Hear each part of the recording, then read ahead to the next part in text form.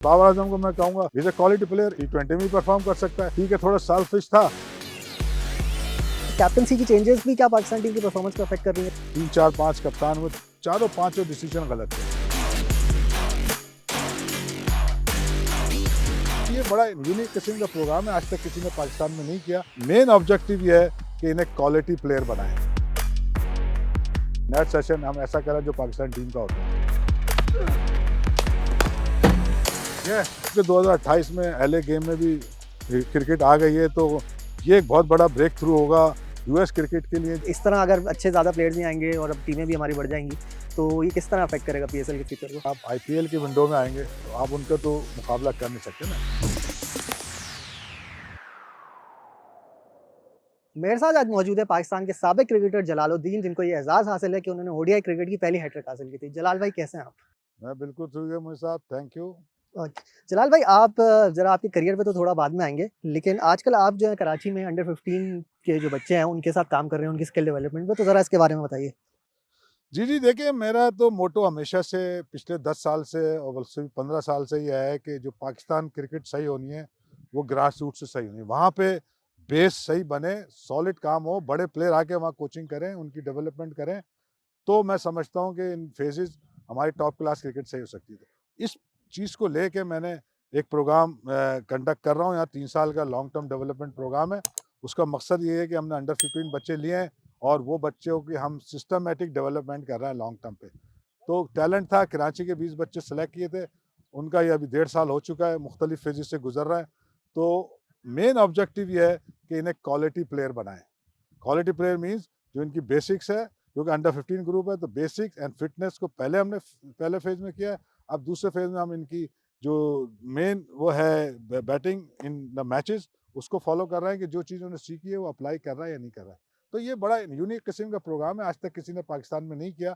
तो मेरा ये इनिशिएटिव था, मुझे हेल्प मिली हेल्पिंग हैंड से, तो मैं ये प्रोग्राम रन कर रहा हूँ और बच्चों के लिए बिल्कुल फ्री ऑफ कॉस्ट है, बल्कि इन्वेस्टमेंट की जा रही है और होप ये है कि इन फ्यूचर ये बच्चे आगे चल के अच्छे होंगे। अच्छा, ये पीछे अभी ट्रेनिंग भी चल रही है इन बच्चों की, तो ये अभी कौन सा फेज चल रहा है इनका? तकरीबन हम ये थर्ड फेज में एंटर हो रहा है। पहले फेज में हमने आज जैसे बताया कि फिटनेस एंड बेसिक डिसिप्लिन कर रहे थे। सेकंड फेज में हम थोड़ा सा इनको मैचेस के हवाले से और नेट कोचिंग के हवाले से किया, इनकी हमने डेवलप वो चीज़ अभी स्टिल देयर, और इवन द बेसिक भी हम कंटिन्यू रख रहे हैं, मगर जो फ्रीक्वेंसी है वो अब इनके इंडिविजुअल पे हम आ गए हैं, जिसमें इनकी 1-to-1 कोचिंग है और इनका ज़्यादातर जो अपना एक प्लेयर की जो कमी बेशी है उसको ठीक करने में लगे और ज़्यादा रेपिटेशन करा रहे हैं, इनकी फ्रीक्वेंसी टेम्परामेंट पे काम कर रहे हैं।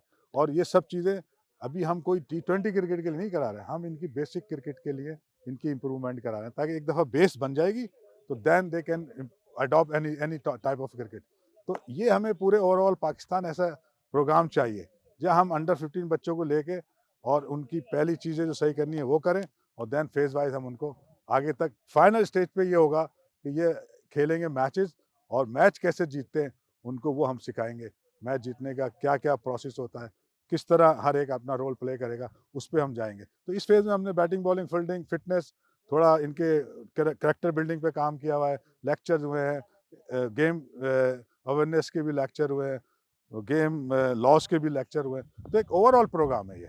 अच्छा, अभी आपने बात की कि पूरे पाकिस्तान में इसको फैलाने की कोशिश आप कर रहे हैं, तो अभी आप मेरे ख्याल से हैदराबाद का भी आपने इन बच्चों का टूर करवाना है, तो वो आपको क्या उसके पीछे क्या प्लानिंग है और उसके पीछे क्या थॉट प्रोसेस है कि इनको दूसरे शहर में लेके जाना और वहाँ पे इनको खिलाना और सारी इनकी फैसिलिटीज़ प्रोवाइड करना? जी, ये आइडियली तो ये है कि PCB इसको अडॉप्ट करे हुँ। और पूरे पाकिस्तान में एक जैसा प्रोग्राम डिफरेंट रीजन्स में होना चाहिए। मगर जो हैदराबाद में ले जा रहा हूँ, एक इनका आइसोलेट करना चाह रहा हूँ, एक जगह राशिदाबाद है, जो थोड़ा हट के हैदराबाद से, बहुत बड़ा एरिया है जहाँ पे हम इनको कैंप कराएँगे। और कैंप के लिए ज़रूरी होता है कि आप इनको आइसोलेट रखें, सिटी से दूर रखें, ये रखें। तो आइडियल प्लेस है राशिदाबाद इस काम के लिए, वो हमने चूज़ किया है। तो इसी इनकी इस प्रोग्राम का ही वो पार्ट है। वहाँ हम इनको ले जाएँगे, मैचेस भी खिलाएँगे, कैंप लगेगा, फुल डे होगा, घर से दूर होंगे, तो वो एनवायरनमेंट प्रोवाइड कर रहा है इनको। तो मकसद ये है, जो हैदराबाद का कैंप है, जिसे हम राशिदाबाद कैंप 6000 कहते हैं, 6000 का मतलब ये है कि हम इनको ज़्यादा से ज़्यादा रिपीटेशन कराएं। 6000 एक रिसर्च है कि अगर एक स्किल को आप 6000 मिनिमम रिपीट करते हैं तो वो ऑलमोस्ट आपकी वो डेवलप हो जाती है। तो उसको लेके हमने इस सिनेरियो को लेके हम ये कोशिश कर रहे हैं कि इनको ज़्यादा रेपिटेशन करा के इनकी स्किल को सही कर ले, साथ साथ इनको ओवरऑल पूरे दिन जब हमारे साथ रहेंगे तो हर एक्टिविटी होगी, इसमें खाना पीना भी होगा, मैचेस भी आएंगे, ट्रैवल भी करेंगे छोटे शहरों में, जैसे हम मीरपुर जाएंगे, शहदादपुर जाएंगे, हैदराबाद जाएंगे, रहेंगे हम शायद। तो ये जो प्रोग्राम है ये इसी प्रोग्राम का पार्ट है। तो ये उसमें हमने रखी हुई थी ऐसी चीज़ें जो हम इन्हें थोड़ी देर के लिए बाहर भी ले जाएंगे। बाकी यहाँ जो हम करते हैं तो ये तो हम हफ्ते में 3 दिन इनकी कोचिंग होती है डिफरेंट पॉइंट्स पे, और उसमें लेक्चर्स भी होते हैं, ये होते हैं। मगर ये हमने ख़ास तौर से 8 दिन के लिए इनको अलग करा है ताकि इनकी हर चीज़ को अच्छी तरह मॉनिटर कर सकें। अच्छा, आपने ये जो सारी अभी एक्टिविटीज़ डिटेल की, तो उसमें इसमें ऑब्वियसली खर्चा भी होता है। तो आपको डेफ़िनेटली, बगैर पैसे के तो हाँ, कोई काम होता ही नहीं बिल्कुल दुनिया में। ऐसा ही है। तो इसके पीछे आपको किसकी बैकिंग है? मतलब आपको किसकी सपोर्ट है? मतलब आपको ऑब्वियसली आपने कुछ स्पॉन्सर्स ओपन किए होंगे, कुछ किया होगा, किसी ऑर्गनाइज़ेशन के साथ आपने कोलैबोरेट किया होगा, तो उस बारे में थोड़ा-सा डिटेल्स जी, बताएँ। जी, बिल्कुल। ये असल में ये आइडिया मैंने प्रपोज़ किया था अमेरिका में। हेल्पिंग हैंड एक एनजीओ है, हुँ, हुँ। जिनके यहाँ पे स्किल डेवलपमेंट के प्रोजेक्ट चलते हैं। नॉट क्रिकेट बट दूसरे स्किल डेवलपमेंट, जिसमें उनकी आईटी का मसला है, उनको कुछ और सिखाते हैं उन्हें, और कोई वोकेशनल काम सिखाते हैं जिससे वो कर सकें। तो मैंने उन्हें कहा जी क्रिकेट जो है पाकिस्तान में बहुत बड़ी स्किल है। हुँ, अगर हम अंडर 15 बच्चों को लेके सही मायने में डेवलप करें जो आज की मॉडर्न डेज़ क्रिकेट की रिक्वायरमेंट है, तो वो अपनी पूरी फैमिली को उठा सकते हैं। और अगर थोड़ी भी वो फर्स्ट क्लास भी खेल लेते हैं तो इसे मोर देन इनफ जो आप दूसरी स्किल सिखा रहे हैं उससे कई गुना ज़्यादा वो अर्न करेंगे। तो उस बेसिस पे मैंने ये प्रपोज़ल दिया था और उन्होंने एक्सेप्ट किया। तो मेन फंडिंग उनकी है, मगर क्योंकि हमने इस प्रोग्राम को थोड़ा और एलोबरेट किया, थोड़ा बढ़ाया है, तो उसके लिए हमें मज़ीद फंड चाहिए थे, जो उनसे हमारा ये डिसाइडेड था कि हम मज़ीद फंड जमा करेंगे ताकि इसको अच्छी तरह कर सकें। आप देख रहे हैं कि नेट सेशन हम ऐसा कर रहे हैं जो पाकिस्तान टीम का होता है, उस लेवल का कर रहे हैं मतलब। तो हर चीज़ में इनको अभी से अवेयरनेस दे रहे हैं कि अगर ये कल को टॉप क्लास क्रिकेट खेलेंगे तो इन्हें कोई चीज़ बहुत ज़्यादा नई नहीं लगेगी। जो कि हमने खुद अपने दौर में देखा है कि जब हम पाकिस्तान टीम में गए तो हम बेसिक चीज़ें कर रहे थे, ये हमें बताई जा रही थी, उससे पहले कोई नहीं सिखाता। तो बिल्कुल, वो तो उस बाकी मुल्कों में तो बचपन से ही जी, बच्चा जो जी, है जी। वो बिल्कुल आ जाता है ट्रेनिंग में एग्ज़ैक्टली। और तो सारा। अब जो है वो एज वाइज़ हर चीज़ की डेवलपमेंट है, और जब आप टॉप क्लास क्रिकेट खेलते हैं तो आप एक कंप्लीट प्लेयर होना चाहिए। आपने अभी भी पाकिस्तान में देखा है कि हम बहुत से प्लेयर ऐसे हैं जो कि बहुत सी चीज़ें उस लेवल पे जो करनी है नहीं कर पाते, क्योंकि उन्हें सीखी नहीं है। तो कहने का मकसद ये है कि इस प्रोग्राम का ऑब्जेक्टिव भी यही है, और फंडिंग हमारी जो एनजीओ है हेल्पिंग हैंड यूएसए वो कर रही है, और प्लस हम अपने तौर पे कर रहे हैं, शाब हैं, दूसरे लोग हैं जो हमें टाइम टू टाइम कुछ ना कुछ हेल्प करते रहते हैं। तो इसलिए ये एक अच्छा कंप्लीट प्रोग्राम है, और फाइनेंशियली भी हम इन पे काफ़ी इन्वेस्ट कर रहे हैं, बच्चों पे इनके लुक आफ्टर करते हैं, खाना-पीना ये सब हम देते हैं, क्लोथिंग आप देखें, कई तरह की क्लोथिंग है, मैच की अलग है, फिट ट्रेनिंग की अलग है, बैग्स हैं, ये सारी चीज़ें इनको दी गई हैं, ताकि ये वो फ़ील करें जो आगे चल के इनको होना है। हुँ। तो उस पैटर्न पे ये प्रोग्राम रन किया जा रहा है, और इंशाल्लाह आप देखेंगे इसमें से अच्छे क्वालिटी प्लेयर निकल के आएँगे। अच्छा, क्रिकेट की आपने ऑन द फील्ड तो ज़्यादा हमने बात कर ली। मैंने आपके प्रोग्राम जो मैंने उनकी बुकलेट भी आपके पढ़ रहा था, मैंने डिटेल उसमें देखी। आप लोग उनको एक अच्छा इंसान बनाने की भी कोशिश कर रहे हैं, आप यूनिवर्सिटी वगैरह में क्लासेस भी करवाते हैं। तो वो उस तरह से वो उसका पर्सपेक्टिव भी ज़रा शेयर करें कि उसके पीछे क्या वजह है? देखिए जो क्रिकेट कोचिंग है ना, वो सिर्फ प्लेयर नहीं बनाना, हमने क्रिकेटर नहीं बनाना, हुँ, हमें एक अच्छा ह्यूमन बनाना है। तो उसमें जो ज़ाहिर है कैरेक्टर बिल्डिंग बहुत इम्पोर्टेंट है, और उसमें आपको पता है कि जो टीम बिल्डिंग के हवाले से चीज़ें हैं, तो हमने इन्हें मुख्तलिफ लेक्चर रखे, डिफरेंट जगह विजिट भी कराई इन्हें। तो हमने इनके कैरेक्टर बिल्डिंग पे हैं, टीम बिल्डिंग पे लेक्चर हैं, फिर इनके हमने गेम्स के रिलेटेड यानी कि जो लॉज हैं उस पर लेक्चर किए। तो ऑब्जेक्टिव ये है कि ये एज ए साले क्रिकेटर अच्छे ना बने, एज ए एक अच्छा ह्यूमन बने। झूठ बोलना जैसे बहुत बुरी आदत है हमारे यहाँ, बड़ा कॉमन चीज़ है झूठ बोलना, इस तरह की फिर कमिटमेंट को पूरा करना, ये वो चीज़ें हैं। मिलना, लोगों से कैसे बात करना है, कम्युनिकेट कैसे करना है, ये चीज़ें इनको अभी से सिखा रहे हैं। और हमने इनकी इंग्लिश क्लासेस भी कराई थी ताकि basic knowledge of the English आ जाए, थोड़े अल्फाज बोलने आ जाएँ। तो ये सारा उस प्रोग्राम का हिस्सा है। तो ऑब्जेक्टिव बेसिकली क्रिकेटर अच्छा बनाना है, मगर उसके साथ एक अच्छा इंसान बनाना भी है। अच्छा, आपने आजकल अपना क्रिकेट का करियर जो आपका खत्म हुआ, वो ज़्यादातर आपने टाइम यूएस में गुज़ारा है, वहाँ पे आपने कोचिंग वगैरह भी की है, सिलेक्शन में भी आप इन्वॉल्व रहे हैं। तो वहाँ पे यूएस में आपके क्रिकेट में कैसा आपको लगा? बढ़ रहा है वहाँ पे माहौल? वर्ल्ड कप भी हुआ, वहाँ पे मैचेस भी हुए, पाकिस्तान इंडिया का मैच भी हुआ। तो अब आपको कैसा लगता है वहाँ पे इंटरेस्ट ज़्यादा बढ़ा है कि नहीं बढ़ा? नहीं, क्रिकेट तो डेफ़िनेटली वहाँ पे ग्रो तो की है, क्योंकि आईसीसी का बहुत बड़ा इंटरेस्ट है कि वहाँ पे क्रिकेट ग्रो करे। मगर वहाँ चैलेंजेस भी बहुत सारे हैं। हुँ, मसलन जो बड़ा चैलेंज है वहाँ पे अभी इंफ्रास्ट्रक्चर का, यानी क्रिकेट ग्राउंड्स की बहुत कमी है। हुँ, जैसे हम प्रॉपर, जैसे हम यहाँ देख रहे हैं, ये ग्राउंड है, प्रॉपर टर्फ पिचेज़ है, सब चीज़ है, साइड स्क्रीन है, ये चीज़ें वहाँ लैक कर रही हैं। वहाँ पे अभी बहुत काम होने की ज़रूरत है। और जहाँ-जहाँ यूएस क्रिकेट है, उनके अपने इंटरनल भी मसले हैं, उनके बोर्ड भी अभी रिसेंटली आईसीसी ने उन्हें सस्पेंड किया हुआ है क्योंकि गवर्नेंस के इशू हाँ, थे और कुछ बिल्कुल। और इशू। मगर उसके साथ साथ अच्छी चीज़ें भी हुई हैं, जैसे हमने देखा हुआ मेजर लीग स्टार्ट हुई और 3 साल से तीसरा एडिशन उसका हुआ, बहुत अच्छा हुआ, जैसे हमारी पीएसएल होती है। फिर थोड़ा ग्रास रूट्स पे अभी उतना काम नहीं हो रहा जितना होना चाहिए क्योंकि उनके पास रिसोर्सेज नहीं है। तो यूएस क्रिकेट जो एसोसिएशन है जहाँ आईसीसी उनको सिर्फ फंडिंग डेवलपमेंट के लिए करती है और यूएसए खुद बहुत बड़ा है। मगर ओवरऑल क्लब क्रिकेट, ये क्रिकेट स्कैटर्ड फॉर्म में हो रही है। वहाँ पे हुँ, जो हैं वो कहना चाहिए कि कार्टेल्स बने हुए हैं, अपने-अपने ग्रुप में लोग काम कर रहे हैं, वो उसका बेनिफिट यूएस क्रिकेट को नहीं हो रहा। थोड़ी-सी चौधराहट है, जो लोग पहले से क्रिकेट चला रहे हैं, वो कहते हैं हम हैं बस। तो वो एसोसिएशन के साथ उस तरह से एडजस्ट नहीं हुए भैया, उनको उनके साथ उनको सपोर्ट नहीं कर रहा है। तो इसलिए वहाँ पे अभी क्रिकेट में टाइम लगेगा, मगर ग्रो ज़रूर हो रही है, इंटरेस्ट है। अब जबकि 2028 में एलए गेम में भी क्रिकेट आ गई है, तो ये एक बहुत बड़ा ब्रेक थ्रू होगा यूएस क्रिकेट के लिए जब वो ये इसमें पार्टिसिपेट करेंगे, क्योंकि वहाँ पे गवर्नमेंट फंडिंग तब होती है जब वो गेम ओलंपिक में आता है। बिल्कुल तो ऐसा ही है। अभी तक क्रिकेट में गवर्नमेंट यानी यूएस गवर्नमेंट की तरफ से कोई फंडिंग नहीं है। हुँ, जो भी कुछ होता है वो आईसीसी कराती है या वो अपने तौर पे कुछ थोड़ा बहुत रेस कर लेते हैं तो उसको वो पूरा करते हैं वहाँ से। मगर वहाँ पैसे की कमी है, प्रोफेशनलिज्म की कमी है, इंफ्रास्ट्रक्चर की कमी है, जो स्लोली ग्रो कर रहा है। मगर उसके लिए हमें प्रोफेशनल लोग चाहिए। बोर्ड में बहुत ज़्यादा आपस में उनके जो डायरेक्टर्स हैं, हुँ, उनके आपस में भी टसल चल रही है। तो इस तरह से ग्रो हो नहीं सकती। तो पॉजिटिव साइड ये है कि क्रिकेट होगी वहाँ, मगर क्योंकि अभी वहाँ के जो रियल, जिसे अमेरिकन कहते हैं या हम जिसे गोरा कहते हैं, वो नहीं क्रिकेट खेल रहा है, वो अभी डायस्पोरा ज़्यादा प्लेयर डायस्पोरा खेल खेलता है। पाकिस्तान, इंडिया, मगर क्रेज़ कनाडा काफ़ी या है। हुँ, रफ्ता-रफ्ता हो सकता है कि जब वर्ल्ड कप ये जब ओलंपिक्स में आएगा और इससे पहले वर्ल्ड कप का मैच हुआ और अच्छा परफ़ॉर्म किया यूएस क्रिकेट ने, तो इससे इंटरेस्ट थोड़ा बढ़ा है, विज़िबिलिटी बढ़ी है, अवेयरनेस बढ़ी है। मगर अभी उस लेवल पे नहीं पहुँचे, जब तक लोकल नहीं खेलेंगे, लोकल गोरा नहीं खेलेगा, मैं समझता हूँ क्रिकेट नहीं ग्रो हो सकती। अगर आपको ये वीडियो पसंद आई तो अभी सब्सक्राइब करें।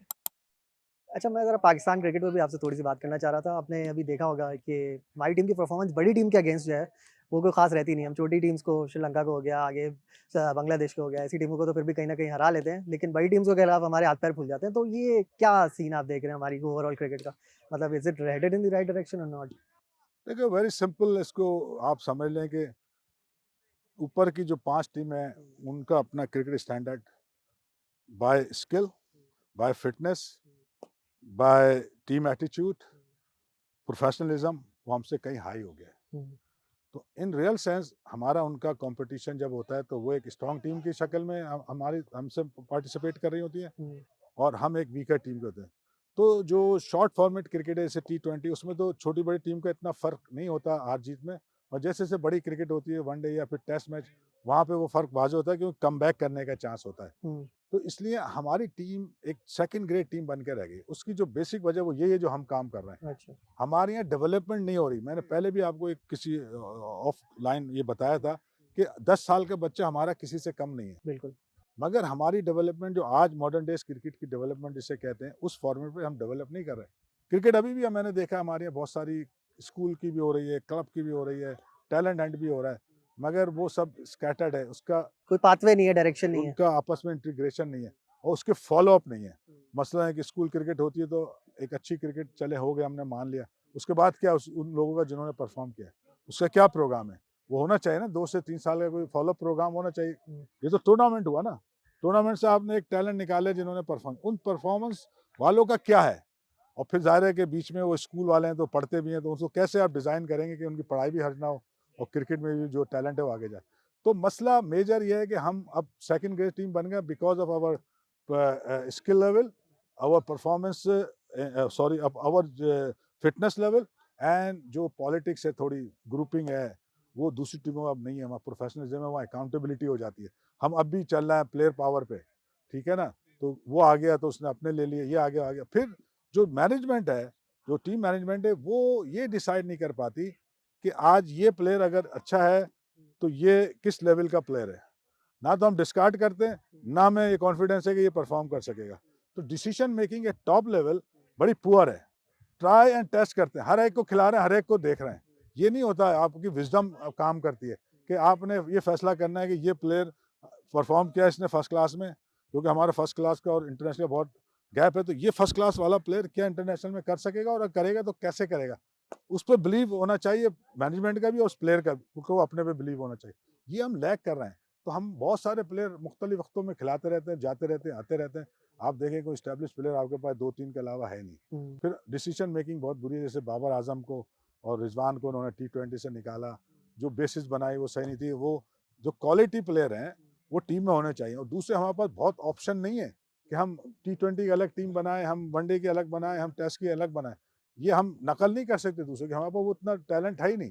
तो जो बेस्ट प्लेयर हैं उन्हीं को आप ऐसे मोल्ड करें कि वो तीनों फॉर्मेट में खेल सके। इसके लिए मेहनत चाहिए होती है, इसलिए उनकी डिस्कशन चाहिए। जैसे बाबर आजम को मैं कहूँगा, इज ए क्वालिटी प्लेयर, ये T20 में परफॉर्म कर सकता है। ठीक है, थोड़ा सेल्फिश था, आप उसके साथ बैठ के बात करेंगे, भाई थोड़ा आप रिस्क टेकिंग एबिलिटी को अपनी बढ़ाएं, आप 2-4 शॉट की मॉडिफिकेशन कर लें, नॉट राइट नाउ। अगले 6 महीने बाद आप कोई नई 1-2 शॉट बना लें, ताकि आप T20 में अगर ओपन कर रहे हैं, जो कि 6 ओवर होते हैं, इसे पावर प्ले कहते हैं, वहाँ आपको रिस्क लेना है। बिल्कुल। मैं वहाँ आराम से खेलता रहूँ मेरिट पे, तो कोई मुझे आउट थोड़ी करेगा। अच्छा, तो आपने अभी इसलिए बाबर आज़म की बात की, अभी आगे टी20 वर्ल्ड कप भी आ रहा है, वो पाकिस्तान के मैचेस श्रीलंका में, इंडिया में भी हो रहा है वर्ल्ड कप। तो अभी बाबर आज़म खेल रहे हैं बीबीएल में, तो आपको लगता है अभी closer to the world cup उनके लिए बेहतर नहीं होता वो किसी आईएल टी20 में या बीपीएल में या कहीं ऐसी जगह खेलते हैं जहाँ पे वो स्पिन कंडीशंस के अगेंस्ट खेलते हैं? वो स्पिन पे भी आपने उनको नोटिस किया होगा, वो अच्छा वो खास खेल नहीं रहे। तो बीबीएल में इस वक़्त खेलना जाके और वो इतना लंबा सीज़न देखिए, खेलना। उनके हाथ में तो हाँ, होता नहीं ना। हुँ, अगर कोई उनको इनवाइट करता है, ड्राफ्ट में लेता है, तो खेलते हैं ना। हुँ, जहाँ उनको ड्राफ्ट मिला होगा या जहाँ उनको इनवाइट किया गया हो, वहाँ खेलना है जाके वो। एटलीस्ट T20 क्रिकेट खेलना है। मगर अगर आपने ये कहना है कि जी एक सिमिलर कंडीशन में खेलें, तो अगर बांग्लादेश में भी खेलना है या कहीं भी खेलना है, तो कंडीशन तो है, मगर हुँ, असल चीज़ है अडॉप्टेशन। आप जब दूसरी जगह जाते हैं तो कितनी क्विकली अडॉप्ट करते हैं। अडॉप्ट करना असल काम है, हुँ, वो आपको आना चाहिए। तो बाबर आजम इस टाइप के प्लेयर हैं कि वो हर फॉर्मेट में खेल सकते हैं। सिर्फ उनको आपने कन्विंस करना है कि आपने T20 में किस तरह का अपना वे ऑफ बैटिंग बनाना है, और वनडे में कैसे बनाना है, और टेस्ट में कैसे बनाना है। ज़्यादा आपने स्पिन बॉलिंग की, तो देखिए हर प्लेयर में कुछ ना कुछ फ्लॉज़ कमी होती है, जो कि कोच का काम है कि उनसे पूछे उसे क्या चाहिए और उसके लिए वो सॉल्यूशन निकाले। यही काम तो होता है कोच का। अगर उनको कहीं मुश्किल आ रही है, तो वो डिस्कस करें अपने कोच से, और उसका सॉल्यूशन निकल आएगा। कोई ऐसा किसी चीज़ का ऐसा है नहीं कि आप उसका सॉल्यूशन ना निकाल सकें। मगर ये कोऑर्डिनेशन, ये रिलेशनशिप कोच एंड प्लेयर की अगर अच्छी नहीं होगी, तो मैं समझता हूँ कि ये मसले चलते रहेंगे। अब ज़ाहिर है, एक प्लेयर है, उसको अगर कहीं स्पिन पे मुश्किल आ रही है, तो उसका हल तो होगा ना कोई। हुँ, बिल्कुल। वो हल कौन निकालेगा? वो कोच निकालेगा। वो उनको बताएगा, उसकी ड्रिल कराएगा, उसकी प्रैक्टिस कराएगा, तो वो अपनी चीज़ को इम्प्रूव कर सकते हैं। तो कोचिंग नामुमकिन नहीं है, मगर हमारे यहाँ जो कोऑर्डिनेशन है, वो नहीं है, प्लेयर कोच रिलेशन अच्छा नहीं है, और हम एक-दूसरे के पीछे टाँगे खींच रहे होते हैं। मैनेजमेंट में भी यही कुछ हो रहा होता है। तो मेरा ख़्याल है कि ये चीज़ें हमें ख़त्म करने की ज़रूरत है। हमारे पास दोबारा से हम आ सकते हैं एक टॉप क्लास टीमों में, बशर्ते कि हम अपना नीचे से काम शुरू करें, और वहाँ इन्वेस्टमेंट करे पाकिस्तान क्रिकेट बोर्ड, पर्पसफुली करे, विद द प्लानिंग करे, तो आउटकम आएगा। अच्छा, अभी ये जो पाकिस्तान में कैप्टेंसी भी काफ़ी चेंजेस होती रहती हैं। आपको देखा होगा हर कुछ टाइम बाद कोई ना कोई कैप्टन चेंज हो जाता है। शाहीन को उन्होंने कैप्टेंसी से एक जो टी20 से हटाया था, उनको ओडीआई का कैप्टन बना दिया है। रिज़वान को समझ नहीं आया कि उनको परफॉर्मेंस उनकी एज़ कैप्टन काफ़ी बेहतर थी, लेकिन ओडीआई से हटा दिया। तो ये कैप्टेंसी की चेंजेस भी क्या पाकिस्तान टीम की परफॉर्मेंस को अफेक्ट कर रही हैं इतनी फ्रीक्वेंट? डेफ़िनेटली देखिए, लीडर जो होता है, अगर वो खुद से कॉन्फिडेंट ना हो कि मैं एक लंबे अरसे के लिए बन गया हूँ। देखिए 3-4 चीज़ें चाहिए होती हैं लीडर को। एक तो ये है कि वो मेरिट पे आया हो, मेरिट से मुराद ये है कि वो खुद फ्रंट से लीड करता हो, परफॉर्मर हो। दूसरा ये है कि प्लेयर कंट्रोल उसके पास होना चाहिए, प्लेयरों पे कंट्रोल हो। तीसरा ये है कि उस पर अथॉरिटी हो, जो बैकअप चाहिए बोर्ड का। बिल्कुल। तो तब वो अपना इन्फ्लुएंस डाल सकता है प्लेयरों पे। कप्तान का या लीडर का काम है इन्फ्लुएंस करना। हुँ, तो वो इन्फ्लुएंस करेगा या तो अपनी पावर से या अपनी परफॉर्मेंस से। तो अगर वो उसको नहीं दी जा रही और उससे काम नहीं लिया जा रहा, तो वो फेलियर हो जाएगा। तो यहाँ पे क्या है कि हमने जो अब तक देखा है, जहाँ 3, 4, 5 कप्तान, वो चारों पाँचों डिसीजन गलत थे। अच्छा। लाना भी और निकालना भी। क्योंकि जिस फॉर्मेट के लिए आप जिसको ला रहे हैं, वो उसमें परफॉर्म ही नहीं कर रहा है, हुँ, या वो उसके लिए फिट नहीं है। ठीक है ना? अब जैसे हमने देखा रिसेंटली, पहले बाबर आजम को हटाया, तो ये कह के हटाया कि इनका रन रेट सही नहीं है। जो दूसरे हम कप्तान लाए, क्या सलमान अली आगा, तो वो तो उनका उससे भी कम था, और उससे भी ज़्यादा डिफेंसिव टाइप प्लेयर थे। तो ये एक बात, डिसीजन लेना सिर्फ पर्सनल लेवल पे चेंजेस करना, वो सही नहीं है। आप मेरिट पे करें, और जिस कप्तान की जो रिक्वायरमेंट है, वो उसकी पहले देखें कि वो पूरी कर रहा है। उसमें लीडरशिप की क्वालिटी है। लीडरशिप क्वालिटी के मैंने बताया 4-5 चीज़ें होना ज़रूरी है। कम्युनिकेट करना आए, डिसीजन मेकिंग उसकी अच्छी हो, in depth knowledge of the game हो, इन्फ्लुएंस कर सके प्लेयर को और खुद परफॉर्मर हो। ये चीज़ें होनी चाहिए पहले, उसके बाद फिर बाकी चीज़ें आती हैं। तो ये हम देख रहे हैं कि ये लैग कर रहा है, हमारे जितने भी जो कप्तान बने हैं, उनको फिर ग्रूम भी नहीं किया जाता, फिर अननेसेसरीली उन पे प्रेशर भी डाला जाता है। तो ये वो सारी चीज़ें हैं जिसको हम देखते हैं, बाकी दुनिया में ये चीज़ें अब एक तरह से पूरी स्टैंडर्डाइज़ हो गई हैं कि कैसे कप्तान बनेगा, कौन बनेगा, कब बनेगा, कितनी देर के लिए बनेगा, ये सब चीज़ें होती हैं। तो यहाँ पे अभी तक हम वो जो जिसे कहते हैं कि टाँग खींचना चल रही है अभी तक, एक-दूसरे की टाँग खींच रहे हैं। तो ये अच्छा नहीं है, इससे ही क्रिकेट आपने कहा, मैं कह रहा हूँ हाँ, इसी वजह से खराब हो रही है क्रिकेट, क्योंकि ग्रुप बंदी हो जाती है हुँ। और मैं आता हूँ तो मैं अपने लोग ले आता हूँ, वो आते हैं तो वो अपने लोग ले आते हैं। तो उससे क्या होता है कि पाकिस्तान क्रिकेट को नुकसान होता है और ओवरऑल डिसअपॉइंटमेंट होती है जो क्रिकेट फैन्स हैं उनको, जब हम परफॉर्म नहीं करते। ज़ाहिर है, हम हर मुल्क ये चाहता है कि उसकी टीम परफॉर्म करे और हम कर सकते हैं, बेहतर कर सकते हैं अगर हमारी डायरेक्शन सही हो जाए। अच्छा, मैं वुमेन्स क्रिकेट पे भी थोड़ा-सा आपसे बात करना चाहूँगा। आपका भी जो प्रोग्राम है उसमें भी वुमेन्स बच्चियों के लिए कुछ है अपॉर्चुनिटीज़ टू इस गेट इनटू इट? प्रोग्राम में तो हाँ, नहीं है, मगर हम हाँ, सेपरेट अलग वुमेन्स के अच्छा, प्रोग्राम करते रहे हैं ठीक है। और आज 5 से 6 लड़कियां ऐसी हैं जो बेसिक लेवल पे हमने उनको आइडेंटिफाई किया था और आज वो पाकिस्तान को रिप्रेजेंट कर रही हैं। हुँ, फातिमा सना जो कप्तान है, उन्होंने हमारे एकेडमी में शुरू किया। अच्छा, अरूप शाह जो हैं वो वहाँ से शुरू करके आई, फिर रामिन शमीम हैं, ये पाकिस्तान खेल रही हैं, वो हैं, फिर नजिया अलवी हैं, ये सारी वो हैं जिनको हमने बेसिक लेवल की डेवलपमेंट की थी। वो है, वो हम करते रहते हैं टाइम टू टाइम। अभी हमने ऑस्ट्रेलियन हाई कमीशन के साथ मिलके गर्ल्स स्कूल का एक प्रोग्राम रन किया, जो कि उनका प्रोजेक्ट था।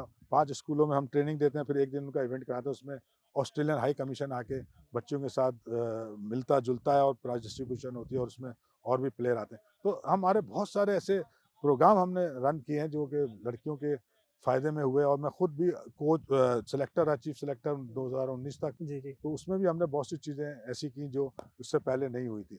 मगर अभी बहुत बड़ा वैक्यूम है हमारी वुमेन्स क्रिकेट में और हम गलत डायरेक्शन में जा रहे हैं। मेरी ज़ाती राय में हुँ, मैं ये देखता रहा हूँ जब मैं वो सेलेक्टर भी था कि हम पावर हिटिंग की कोशिश कर रहे हैं, दूसरों की नकल कर रहे हैं। अच्छा, हमारी स्ट्रेंथ वो नहीं है, हमारी स्ट्रेंथ हमारी स्पिन बॉलिंग है और उस स्पिन बॉलिंग के साथ अगर हमारे पास फील्डिंग प्लान अच्छे हों, तो हम अच्छी से अच्छी टीम को हरा सकते हैं। हम T20 में 160 नहीं बनाएँगे, हम 130 और 140 ही बनाएँगे। उसको डिफेंड करना आना चाहिए। वो हमारी स्पिन बॉलिंग कर सकती है, हुँ, मगर हमारे पास फील्डिंग प्लान्स नहीं होते। हम बॉलिंग कर रहे हैं मगर हमें नहीं पता कब किस बॉलर के लिए, किस बैट्समैन के लिए या बैटर के लिए कौन-सी फील्ड लेनी है, पिच क्या है, ऑन पे 5 लेने हैं, ऑफ पे 4 लेने हैं, कब लेने हैं, क्यों लेने हैं, बस खेलना होता है। ये मैंने खुद देखा है। तो हमें ज़रूरत है, ज़ाहिर है अभी टैलेंट तो और भी लाने की ज़रूरत है, ढूँढने की ज़रूरत है। उसके साथ-साथ जो अभी अवेलेबल टीम है उसकी मतलब नोक-पलक सही करने की बहुत ज़रूरत है और ख़ास तौर से स्पिनर्स को अपने हम स्ट्रेंथ समझ के उस पे पेस बना के बाकी चीज़ों को सही करें। तो मैं समझता हूँ बेहतर परफ़ॉर्म कर सकते हैं और थोड़ा-सा टाइम लगेगा क्योंकि फ़िटनेस के भी बहुत सारे इश्यू हैं। तो इस लिहाज से वो मैंने देखा है कि हम गलत डायरेक्शन में अपनी डेवलपमेंट कर रहे हैं। अच्छा, before I wrap this up मैं आपसे थोड़ा-सा पीएसएल के बारे में भी पूछना चाह रहा था। पीएसएल में आपने अभी पता लगा होगा 2 नई टीम्स भी आ रही हैं। तो पीएसएल में जो टीम्स बढ़ेंगी और ज़्यादा जो होगा एक्शन होगा, मैचेस भी होंगे, तो ये पाकिस्तान क्रिकेट के लिए कैसा है? लेकिन एक मेरा जो कंसर्न रहता है पीएसएल के हवाले से कि आपने भी नोटिस किया होगा कि वहाँ पे ज़्यादा अच्छे बड़े प्लेयर्स आ नहीं पाते फॉरेन। वो आईपीएल से भी हमारी विंडो क्लैश हो रही होती है, तो प्लेयर्स वैसे ही दस्तियाब कम होते हैं। तो इस तरह अगर अच्छे ज़्यादा प्लेयर्स नहीं आएँगे और अब टीमें भी हमारी बढ़ जाएँगी, तो ये किस तरह अफ़ेक्ट करेगा पीएसएल के फ्यूचर को? देखिए, जो लीग क्रिकेट है ना, हुँ, वो तो घूमती है, स्पिन करती है प्लेयर पे। हुँ, जितने अच्छे प्लेयर होंगे, हुँ, उतना उस लीग की वैल्यू बनती है। सबसे पहले प्लेयर आता है। हुँ, ज़ाहिर है प्लेयर लाने के लिए, ज़ाहिर है अगर आप आईपीएल की विंडो में आएँगे, हुँ, तो आप उनका तो मुकाबला कर नहीं सकते ना। हुँ, वो इतना बड़ी लीग है, फाइनेंशियल पॉइंट ऑफ व्यू से, हर लिहाज से बल्कि बड़ी है। उनकी जो मैनेजमेंट है, जो उनके ग्राउंड्स हैं, जो उनकी बाकी चीज़ें हैं, वो हमसे हर तरह अच्छी। पहले तो आप ये एक्सेप्ट कर लें ना। तो कोशिश ये करें कि उस विंडो से निकल जाएँ। फिर ये है कि अच्छे प्लेयर लाने के लिए अब जो दुनिया में क्राइटेरिया चल रहा है, वो ज़ाहिर है कि पैसे का चल रहा है। हुँ, हर प्लेयर पैसे के पीछे स्पिन कर रहा है। जो ज़्यादा पैसे देता है, वहाँ से खेलता है। तो हमें भी अपने स्पॉन्सरशिप के हवाले से अपनी वर्थ को बेहतर करना होगा, ताकि प्लेयरों के लिए फाइनेंशियली अट्रैक्शन हो। फिर ज़ाहिर है कि यहाँ पे हम इस मुल्क में हैं, जो पाकिस्तान में, वहाँ बहुत सी चीज़ें जो दूसरे मुल्कों में होती हैं, हम नहीं कर पाते। वो भी कभी-कभी डिस्करेजमेंट होता है फॉर द प्लेयर्स। मगर जो हम कर सकते हैं, हम उनको बेहतर विंडो में लाके, अच्छे पैसे देके, स्पॉन्सरशिप को इम्प्रूव करके कर सकते हैं। उसमें ज़ाहिर है कि एक्सपर्टों की टीम चाहिए। वो हम हमेशा से लैग करते हैं बोर्ड में, जहाँ जहाँ जिस चीज़ की ज़रूरत है, वहाँ वो एक्सपर्ट नहीं होते। तो इम्प्रूव हो सकता है, नाम हमारा बना हुआ है और उस नाम को लेके बेहतर करने के लिए हर साल कुछ ना कुछ बेहतर हो। अब टीमें बढ़ गई हैं, ठीक है, अच्छी बात है, मगर टीमें बढ़ने के साथ-साथ चैलेंजेस भी आएँगे, प्लेयरों का भी मसला होगा, ठीक है ना? और फिर आपको ऑर्गेनाइज़ेशन में भी आएँगे मसले। तो अगर आप मैच ज़्यादा कर लें और वेल ऑर्गेनाइज़ ना हो, वेल कॉम्पिटिटिव ना हो, लोग देखने ना आएँ, तो मुश्किल होती है ना, फिर वो आपको वो अट्रैक्शन नहीं मिलती। तो आई बॉल से सारा चलता है, जो आईपीएल आज इतनी बड़ी लीग है, देखने वाले उनके अरबों में हैं। उसी से हर चीज़ स्पॉन्सरशिप भी रिलेट करती है, उसी से पैसा आता है। तो ये एक चैलेंजिंग चीज़ है जो आपको हर साल बेहतर होने की ज़रूरत है।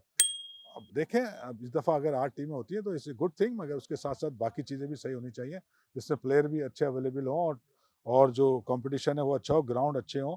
तो इंशाल्लाह लीग तो एस्टैब्लिश तो हो गई है, मगर उसको ग्रो करने के लिए आपको बहुत सी मेहनत की ज़रूरत है पीसी में और प्रोफेशनल्स की ज़रूरत है।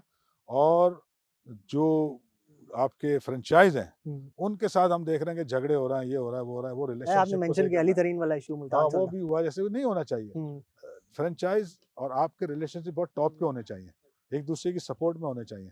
तो आप, क्योंकि वो आपके एक तरह से क्लाइंट हैं, आप उनको जो फैसिलिटेट कर सकते हैं करें, ताकि वो आपको भरपूर तरीके से वापस आपको रिटर्न में प्लेयर दें, उनको लुक आफ्टर अच्छा करें, तो यही जाके आपकी रेपुटेशन बनेगी। चलें, ठीक जलाल है? भाई, thank you so much for your time. Welcome.